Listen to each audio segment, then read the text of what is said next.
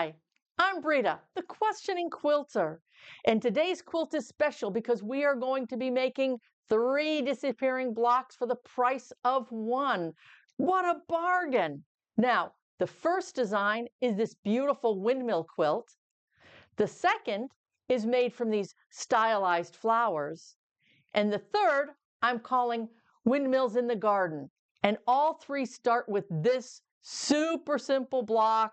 You can call either Rail Patch, Rail Dash, Whoopie Pie, Caution, lots of different names. I'm going to be giving credit to all of my YouTube helpers at the very end, so stick around. But right now, let's get started. So to make the initial block is really easy. We have 4 half square triangles that you're going to trim down to 4 inches by 4 inches, whatever your favorite method for making half square triangles is. You're going to need 2 squares that are 4 inches by 4 inches and 1 rectangle that's 4 inches by 11 inches. All we're going to do is sew these together and you'll end up with this block. Now, this is a disappearing block, so we're going to cut it up. Now, this should measure 11 inches by 11 inches. So half of that would be 5.5. But I find it easier to cut along this side seam. So we measure the center, that's 3.5. Half of 3.5 is 1 3/4. So we're going to cut 1 3/4 from this side seam. 1 cut vertically and 1 cut horizontally. And again, this is 3.5. So we're going to cut 1 3/4 from this seam. Now, when we do this, you'll notice we have 2 blocks. I'm going to call this sub-block A that are the same, and 2 blocks that I'm going to call sub-block B that are the same. And you'll notice that they are mirror image of each other. So what we're going to do is if you cut up a second block, you would then have 4 of sub-block A and 4 of sub-block B. And the design that I came up with is what I'm calling a windmill block. So if you arrange these, see how this center is in the middle, and it goes around and it looks like a windmill. Now this windmill looks like it's rotating to the right. And the second windmill, the mirror image one, again, we just put these so that the centers, so that this dark corner, this rectangle is to the center. And so now we have block B is a windmill turning to the left. And we take these over to the design wall to see how they look. So now we have the 2 different motifs. We have the windmills going opposite directions. And if you arrange them so it's, right, left, you end up with this white arrow going here. And this turns out to be the negative of the video that I did in November. But I have a better arrangement for this. If we take and we make these in alternating rows. So the first row has all of the windmills going one direction. And the second row has all of the windmills going the opposite direction. And it's offset by half a block. So here we'd have to put a half of a block, so 2 pieces here.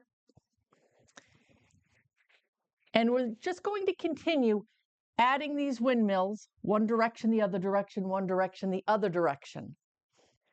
This is what it looks like when it's all put together. Pretty good, right? And here it is in red, white, and blue because you know how much I love veterans quilts. But this windmill wasn't the only motif that I came up with. Let me show you. The second block starts off just like the first with 4 of sub-block A and 4 of sub-block B. But instead of using this dark rectangle as the center, we're going to use the corner of this white half-square triangle. We're just going to turn these, put these together. It's really easy. So now you have a white diamond in the center with these petals coming out. It looks like a spinner, or I'm going to call it a flower. So you have flower A going that direction. Take the other sub-blocks, put them together. And here you get flower B. So we've got flower A, which is a mirror image of flower B. And let's see what happens when we put them on the design wall. So the flower blocks are going to be laid out just like we did the windmill blocks. Flower A is going to be row 1, and then flower B, which you see is the mirror image, is going to be row 2, but offset by half a block. And of course, since we're offset here, to do the edge is going to require us to put in half of a block. So now we're going to build this whole quilt out and see what it looks like. So what do you think? I kind of like it. And of course, if you made half of the blocks blue and white, half of the blocks red and white, you'd get this beautiful patriotic quilt. But wait, that's not all. I got to thinking, I like the windmills, I like the flowers. What if we combined them? So if we replaced half of the flowers with the windmills, now this is the windmill that was in row 1 of the last layout, and then here's the windmill from row 2. Let's see, let's take just a quick glance, see what we think. You know what? I think that's going to work. So let's give this a try. We're going to replace half of the flowers with windmills. Yes, I really like the way this came out. Now, it's really easy. The only thing to keep track of that you could possibly get confused is the orientation of the flowers and the windmills. This is flower A, this is windmill B, flower B, windmill A. The easiest way to keep this straight is the points of the windmill go to the white rectangle in the flower. So there's the point, goes to the rectangle, the point goes to the rectangle. If you do that, it'll come out looking great. Now here it is with red, white, and blue. I love it. I especially love how the flowers and the windmills are different colors.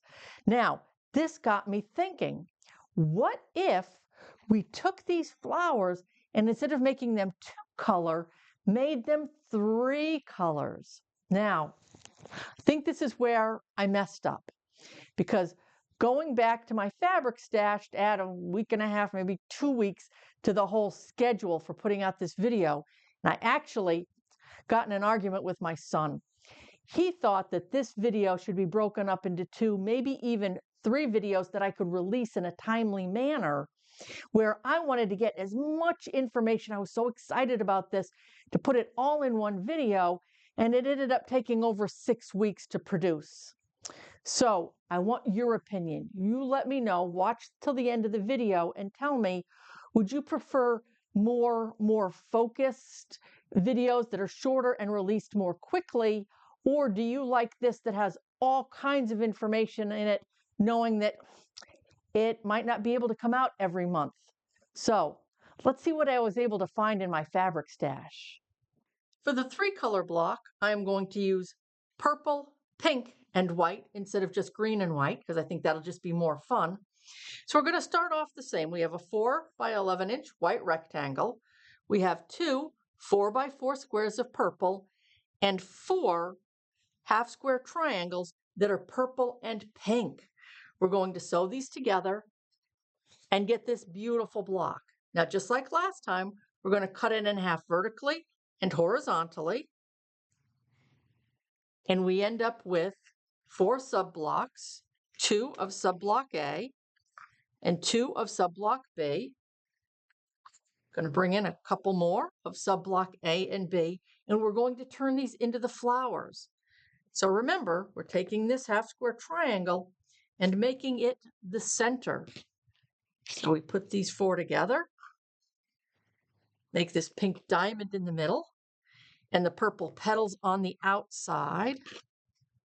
Do the same with sub-block B. So we've got one going one direction and one going the opposite direction. And I love how adding the 3rd color adds so much more dimension to the middle of this. Now, let's see how it looks in the quilt. Here it is, the moment of truth. How does the 3-color flower look next to the 2-color windmill? So we just take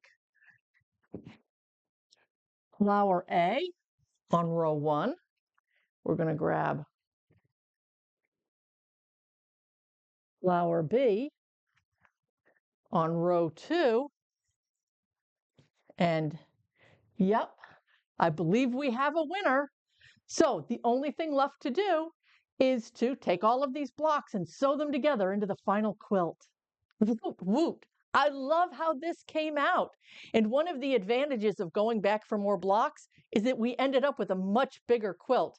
Now, the fabric requirements are down in the description, but if you decide that you want to make this even bigger, just keep in mind that you need an even number of rows. Now, let me know if you agree with me or my son versus frequency versus the amount of content in the videos. And I want to thank everybody who voted on my community page and made comments and suggestions and helped me out. Please stick around to watch that. Stay well and happy quilting.